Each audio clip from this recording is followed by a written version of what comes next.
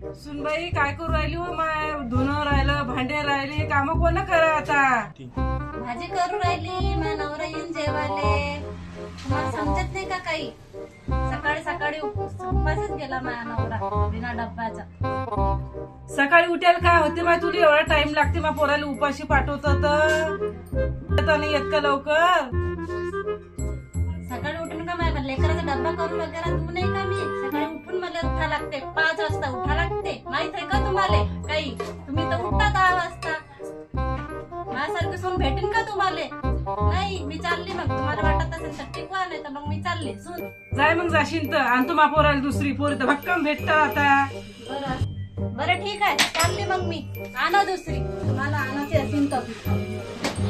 आणायची असेल तर आणा दुसरी, भेटत असेल तर काही.